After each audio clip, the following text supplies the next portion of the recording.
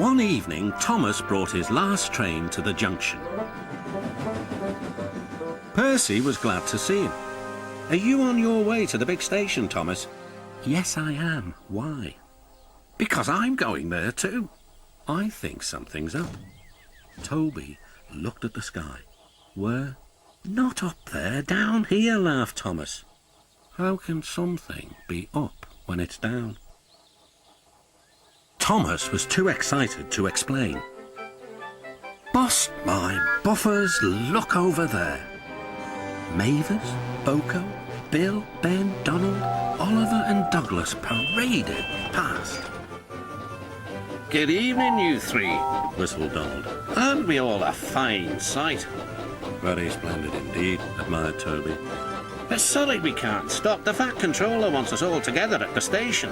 "What is this about?" asked Thomas. "The Fat Controller has a plan," answered his driver. "Come on." So they followed the other engines to the big station at the end of the line.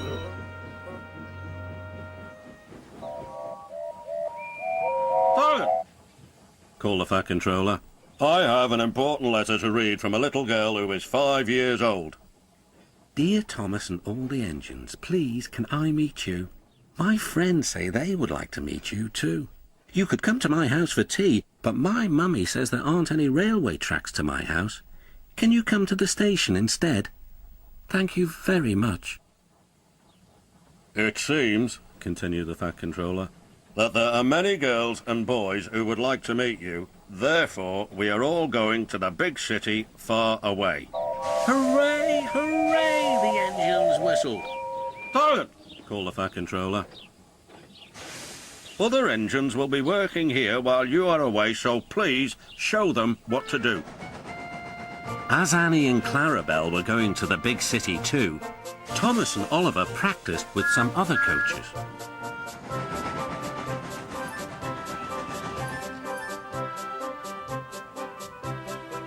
Thomas grew more and more excited. Too excited for his own good. "I'm glad I'm a splendid engine," he puffed. "The Fat Controller thinks I'm really useful.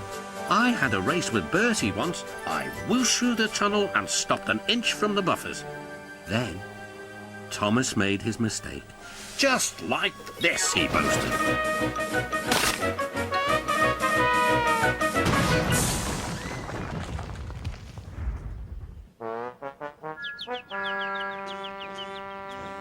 No one was hurt, but Thomas's front was badly bent. They telephoned to the Fat Controller. "I'll send up the workmen," he said. "But if they can't mend Thomas in time, we'll have to go to the big city without him." Poor Thomas. 8 o'clock next morning. The engines waited at the junction. Toby and Percy were each on a truck, and Duck had pushed them into place behind Edward. Gordon, James and Henry were waiting to lead off. They whistled impatiently. The Fat Controller looked at his watch. "I'll wait one more minute for Thomas, then we have to go."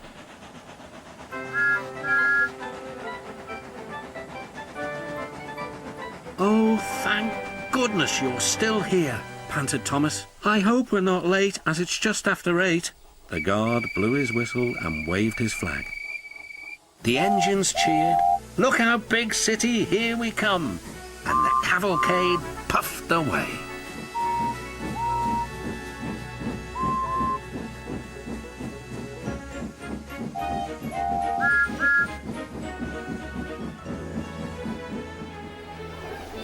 Later in the big city, all the engines were lined up in a splendid shed. The children were delighted to meet their friends. "I'm glad the little girl wrote to us," whispered Thomas to Percy. "Isn't it wonderful what happiness a letter can bring?"